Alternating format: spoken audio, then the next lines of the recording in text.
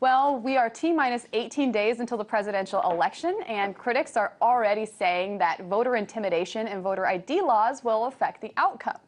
Now, over the past few weeks, we here at RT have told you about a few cases where employers are pushing their political views on their employees. Now, we'd like to say that this is not the norm. We'd like to say that to report that this is illegal and that steps are being taken to address this alleged form of voter intimidation. But neither of those statements is truly the case. So here's a compilation of some of the most egregious offenders.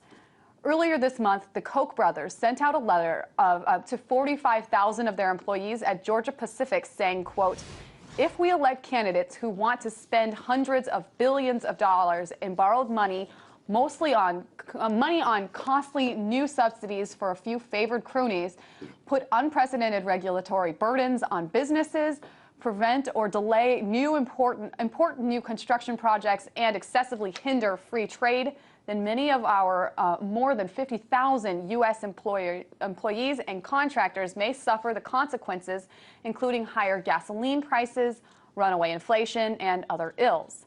This is true regardless of what your politician might be." This letter came in a packet filled with other information personalized by the state for which the Koch brothers actually approve of. Also part of this packet was the brochure that you're looking at right here. This is one of the approved ones for Oregon employees. It provides information about voting deadlines as well as a list of candidates that the Koch brothers have stamped their approval on. Also in that packet was an anti-Obama editorial written by Charles Koch and a pro-Romney op-ed written by David. And then there's the case of CEO of Westgate Resorts, David Siegel. Westgate Resorts is the national timeshare company of one of the largest resorts and one of the largest resort developers in the world. In a letter to his employees, he wrote, quote, "It's quite simple. If any new taxes are levied on me or on my company, as our current president plans, I will have no choice but to reduce the size of this company. Rather than grow this company, I will be forced to cut back. This means fewer jobs, less benefits, and certainly less opportunity for everyone." He went on to say that if this does happen and he has to close shop, that he won't be worried. Instead, he'll be on the Caribbean, sitting on a beach under a palm tree, and retired with no employees to worry about. And let's not forget about Bob Murry, the CEO of Murry Energy. If you recall, he's the one that forced employees from West Virginia Coal to take an unpaid day off of work and attend a Mitt Romney speech in the front of the mine. He's also routinely asked his employees to donate their time and money to political causes that he supports. In one letter he wrote, quote, "What is so difficult about asking a well-paid, salaried employee to give us 3 hours of his or her time every 2 months? We have been insulted by every salaried employee who does not support our efforts. More importantly, we are going to lose what friends we have in Washington, D.C., as well as at this very critical time while mines are closing all around us and Obama has eliminated 45 30-unit coal-fired power plants." Now, I know what you're thinking. Wait a minute. I thought there were federal laws prohibiting employers from pushing political views. Not true. Not since the Supreme Court ruling on Citizens United. Turns out it wasn't just about money or super PACs.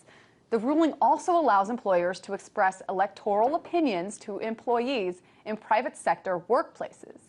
And they can also limit the amount of free speech employees can have on their national labor with the National Labor Relations Act.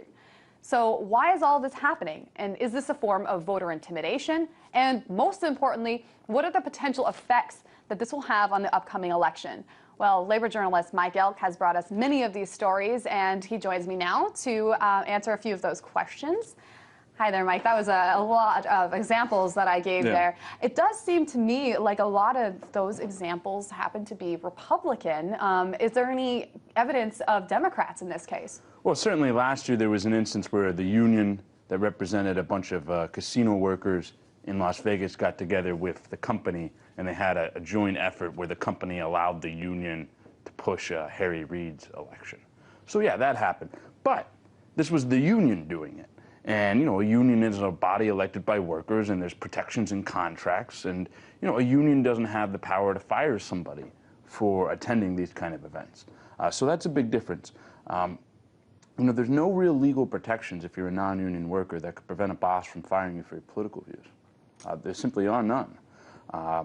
You know, and what happens in this kind of situation is that it has a real chilling effect in the workplace when a boss says, hey, I'm voting for so-and-so, and you're not voting for that guy. You know, what if you put up a yard sign for that guy, or what if you go down and volunteer and your boss finds out about it? You could put your job at risk. And in this kind of economy, I don't think a lot of people are willing to do that.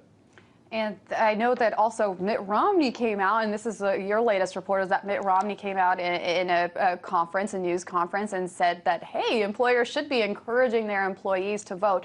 I think we have a clip of it. Let's play that really quick, and then I'll get your opinions on that. I hope you make it very clear to your employees what you believe is in the best interest of your enterprise and therefore their job and their future in the upcoming elections. And whether you agree with me or you agree with President Obama or whatever your political view, I hope you pass those along to your employees. Nothing illegal about you talking to your employees about what you believe is best for the business. So there he is saying that this is what's best for the business. You have no legal obligations other than to just, you know, say your personal opinions. Tell me about this report that you wrote and what the implications are of it. Yeah, so there have been a bunch of companies, like you said, that all of a sudden in the wake of Citizens United are pushing politics in the workplace and telling workers that if they don't vote for President Obama, they could get fired. And it's starting to look like this might be a coordinated Republican strategy. Here you have Mitt Romney encouraging a group of businessmen, the National Federation of Independent Business, right-leaning group, to get their employees to vote for Romney. And then you had another story that was just broken about an hour ago by George Zornick about Herman Cain. And Herman Cain now is going around the country doing these training seminars, training small business owners and how they can pressure their employees into voting for Mitt Romney. And what you're seeing is what happens in anti-union campaigns, which is that you have a lot of workers that want to join the union. I've seen so many cases like this. You'll have 70% of the workers initially say they want to join the union. Then you get a couple weeks of your boss saying, hey, we may close the plant, we may close down, and then folks change their opinion. Not everybody does.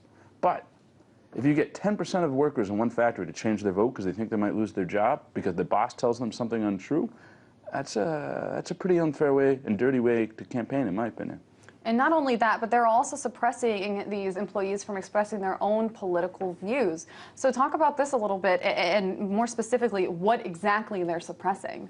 Yeah, so I did a story on Georgia Pacific where they now have a social media policy that's very restrictive. They say that you can't post anything, even if it's non-work related, that reflects poorly on Georgia Pacific, which is owned by the Koch brothers, brand or reputation. And this includes talking about the owners of Georgia Pacific, the Koch brothers. So some workers have been told that they are posting too much about the Koch brothers and that they're being too political. In fact, we had a worker who blew the whistle on the Koch brothers in a story that Mark Ames and I wrote last year, who was denied a promotion despite having a very good score on his evaluation. And it was written in his evaluation that he talked about politics too much in the workplace. So this is a real scary trend, that employers are increasing their free speech rights to pressure their employees on the election while limiting the free speech rights of their employees to talk about their political views. It really does seem like they're trying to control a message. And I know that all of this is possible as far as limiting the speech goes, but as I mentioned earlier, the National Labor Relations Act. And it's also extending, as I understand, into the social media realm, where you're not allowed to say anything on Twitter against your employee or your employer, and that you can also be hurting yourself by expressing your political views. If you have a Facebook page and you like Mitt Romney or you like Barack Obama, that could potentially be damaging. Am I right? Yeah, it could potentially be damaging. Although the National Labor Relations Board has ruled that some of this activity is protected by the National Labor Relations Act. But it's unclear. I talked to a labor lawyer this week. If you worked at Georgia Pacific and you posted something about the Koch's anti-union activities, that would be protected as part of union activity. But if you worked at Georgia Pacific and you posted something about the Koch's environmental record, that's not protected. You could be fired for that. So it's a real gray area. And I also want to talk about the fact that it's not only these organizations, it's also bigger organizations that we've seen. I know one of them is Delta. Delta, the airplanes that we ride pretty frequently, they actually gave incentives to employees to go to Washington, D.C. and lobby. One of the things that they offered was cheaper flights, upgrades to first class. They said if you want to go to Washington, D.C., Free flights, there you go. If you want to go to Washington, D.C., you want to lobby for us against an anti-union bill, against the Federal Air Administration, then you feel free to do that, and we will get you there. So it's not only against or for presidential candidates, it's also against unions that these companies are offering incentives. Yeah, Delta was certainly a company that has done some of this in lobbying for an anti-union bill. And last year, Delta pushed a referendum in Georgia where they were trying to get workers to vote for it. Delta was really defensive today in the Atlanta Journal-Constitution, saying that they haven't quite been engaged in this direct electioneering. So companies are wary of this, and I think there is a big backlash. You know, not at a non-union company like Delta, but in terms of brand, I think it really hurts. But if you look at all the small business owners who are non-union, I think you're going to see a lot of intimidation there. And is there any way to solve this very quickly? You know, if folks are members of a union, they can protect themselves. Everybody else, you're going to have to listen to the speeches. All right, Mike Elk, labor journalist, thank you so much for joining us. We appreciate your opinions.